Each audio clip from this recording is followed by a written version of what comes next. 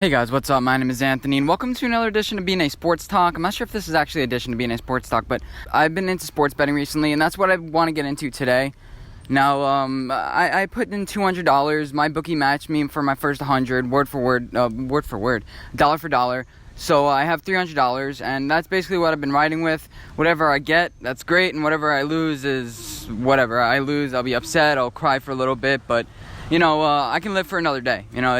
That money is going to come back later, and I'll learn from it. That's the thing about nowadays. Just like people don't want to learn from their mistakes. It's like, I feel like everybody's like, learn from my mistakes, but nobody really listens. They want to, almost the best thing is experiencing them yourselves, not hearing somebody else's word for it, and kind of experiencing things for yourself as far as losing.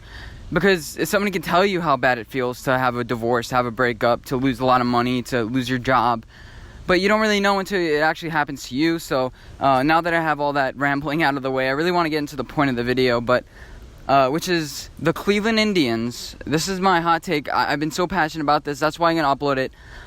I bet them to win the division. Now, I have a couple reasons why I did this. First of all, it's a good number. And of course, right when I bet it, it was at 9-1 to beat the Minnesota Twins pretty much, because Detroit Tigers, White Sox, Kansas City Royals all suck. But I bet them 9-1 to win the division. And yeah, so I just look at good value. I don't really care whether it's going to happen. I just try to find good value. Now the number's up to 11-1, and I bet even more money on it. By even more money, instead of $3, I put $10 on it. I'm not betting hundreds of dollars here. Okay, so getting into the list and the reasons why I think Cleveland is going to overtake Minnesota, I'm giving it a high percentage. I don't think 100% it will happen, but let's get into some of the reasons I do. And I'm not going to get too in depth with all these stats, because I think that stuff, like when you get deep into analytics, it's too. I don't trust it yet. I really don't. I may eventually start trusting it as I get more handle with all these advanced metrics and different things like that. But I'm just gonna mention the basic things. Let's keep it simple. Let's not overthink things here. So number one, Terry Francona, the coach of the Cleveland Indians, is great.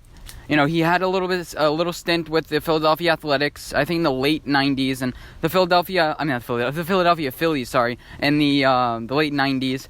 And he didn't play. He didn't coach well for them. He was like 70 and 92 every single year. But once he joined the Boston Red Sox, something changed. He got this team out of that Babe Ruth slump, or I forget what they called, the curse of the Bambino, or whatever it was. And they won, I think, 1 or 2 more World Series with Terry Francona as the coach. And then he went to Cleveland, and he turned Cleveland around. Cleveland they weren't a horrible team, but they weren't a great team. And it feels like every single team he goes to, they start playing really well. Whatever it is about Terry Francona, I don't really know that much about baseball coaches.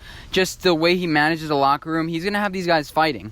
And plus, the Cleveland Indians now, they're pretty much in a wild card spot. I don't know the exact standings. I think they're a game behind, if anything, because you have the Red Sox and Texas Rangers that are 8 games above 500, and the Indians are right there.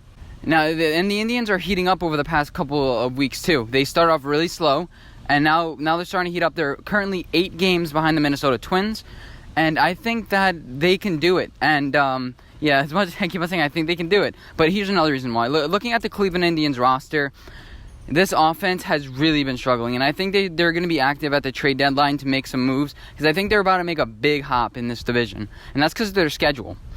All right, so they start off. The next couple of weeks, they play teams like Kansas City, Detroit. They play very easy teams. I have the exact schedule coming up, but it's really, really easy. The Twins isn't impossible, but it would just be weird if it was impossible. But it's manageable for the Indians. So over the next around 25 games, around 8 series, the O's, Kansas City, Reds, then they play the Twins. They can beat them head to head. That's the thing I look towards. Something simple. Are you playing them, and is it an easy schedule? Then you have the Tigers, Kansas City, Jays, Kansas City. I'm gonna be a little bit on the less optimistic side. Let's say they win 20 of those 25 games. That's 20 wins, but right there. And they'll have them at 60 and shit. I'm not really good at math. They'll take them to more than 60. 60 and 40 or whatever. They'll have them around 20 games above 500. Minnesota's schedule, it's not impossible. It's not like they're playing the Astros and the Dodgers and things like that. But they're playing the A's, then the Rangers, then there's the All-Star break or somewhere around there. Then they play Cleveland, the Mets, which is, they're a 500 team. They'll probably win 2 out of those 3 games if it's a 3-game set. A's, Yankees, then they have 2 easy series with the Marlins and Kansas City as a break, and then they play the Braves, and these are over the next 2 months. So let's say that's 25 games too. Just like that, if they go 12-12, if they, let's say 24, if they go 12-12, that's already, you already made it up. They're going to lose a lot of, I think they're due for a regression here. They've had, I haven't checked their schedule beforehand and whether they're beating good teams or what their record is against good teams, but, I really like this schedule, and I think the Cleveland Indians are about to gain some momentum also because another thing that I want to mention is that the Cleveland Indians are getting a lot of their pitchers back. They just got Trevor Bauer back. They're about to get Carlos Carrasco back. There's a couple of guys that have had shoulder surgeries and really banged up, and they still have a top 10 starting pitching roster, which is concerning to me because I'm like, if they were 20 and they were at this point, I'd be like, yeah, they're going to be a top 5 roster. But anyway, so they like a couple years ago, they were one of the top rosters. People were saying like it was Houston and them as the top pitching rosters in the league, and they're getting a lot of these players back that they've had over the past couple of years. And this is really exciting to me for this bet. That's why I'm so excited. Naturally, I bet it at 9-1, and then immediately goes to 11-1. So I bet it twice. So they also get the Klubot back. He's on the 60-day DL, but I'm looking at his injury. It was in early May, so I'm not sure if he's done for the season. He fractured his arm, so he's gonna be back for later in the season for some late surge. Then you also have Carlos Carrasco, Danny Salazar. Danny Salazar is recovering from shoulder surgery that he had a year ago. I haven't been updated about all these different things, about when these guys are coming back, but I'm guessing they're going to come back. And looking at their roster, their lineup, it's not great. Honestly, that kind of makes me a little bit cautious about how they're going to do this year, kind of their lineup. And now that I'm thinking more about it, I hate it more and more. But Francisco Lindor, Oscar Mercado, Carlos Santana, Jason Kipnis, Jake Bowers, Bobby Bradley, Roberto Perez, Tyler Naquin, and Mike Freeman. This is a decent lineup.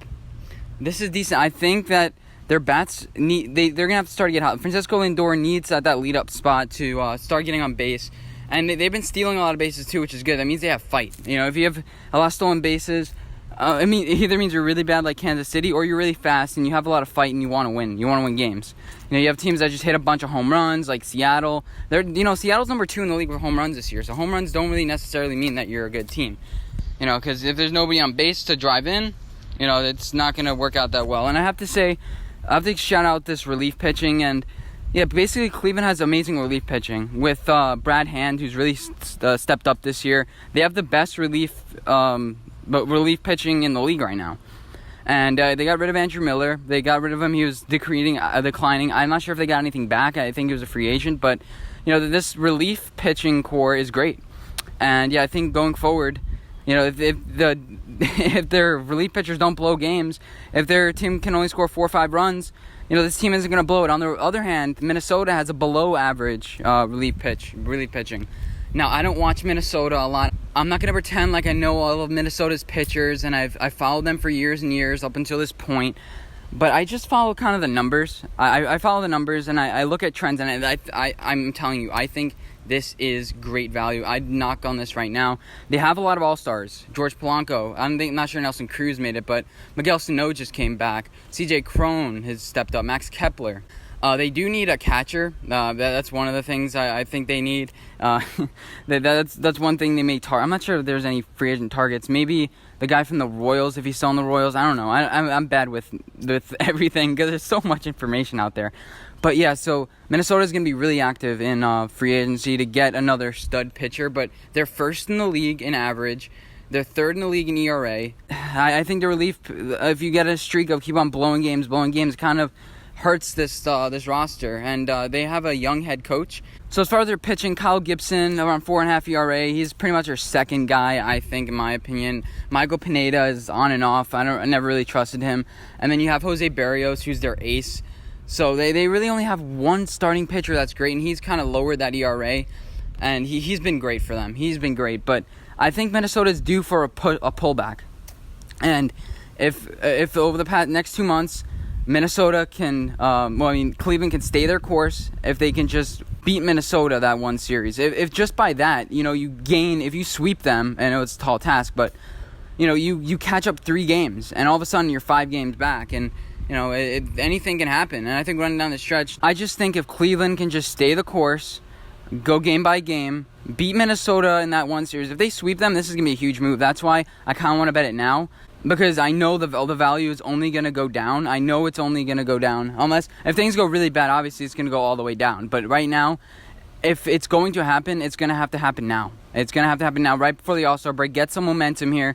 And then Minnesota will be like, yeah, we're still like 5-6 games first place. And yada, yada, it doesn't really matter. But then at the All-Star break, you make a huge surge. And I think it's definitely possible for the Cleveland Indians to win this division. Oh, one quick thing I want to mention. The Minnesota Twins had some injuries in Byron Buxton and Eddie Rosario. Byron Buxton is more of a defensive guy. I looked at it. He's more of a Gold Glove center fielder. He's going to be important, but really fielding is not really long in the macro sense. It's not really important. Eddie Rosario has done good, but they're going to come back. They're on the 10-day DL. I'm looking at them now on the 10-day DL, and it looks like they should be back pretty soon, but not too soon. And this is definitely going to help the Indians come back in this division too, help them creep up. Don't forget about it, they've won the division like the last 5 years. You have Detroit White Sox and Kansas City Royals at not even a chance. I don't even bet them. But this is the division that I'm looking at. People are like just assuming, oh, the Minnesota Twins have it. But if you look at the AL East, people are going to think the Yankees are running away with it. The Tampa Bay Rays are 6.5 games out. So that's not that much different from what the Indians are. Just the lineup, now I look more and more towards it, I think they just lost. I don't know what happened with their lineup. I don't follow the Indians that much, but I swear they had way more hitters. They had Edwin Encarnacion, Josh Donaldson, I think, that's on the Braves now. So they've lost a lot of hitting, but I think that the Indians have a chance to surge in this division. Terry Francona usually does more with less with teams, and I believe in it. So to recap, I don't want to recap, but definitely go bet. I'm giving you free betting advice. I'm making you guys free money. And I just like these little pop-up videos because usually for the past couple of days I made like 10-minute long videos. It's great. I mean, this is 10 minutes long, but I made different commentaries about different things I want to talk about, and I love doing that. But sometimes I like switching it up. And yeah, I hope you guys enjoy. Let me know if you guys agree. Any and all comments will be appreciated, and I'll see you in my next one. Bye, guys.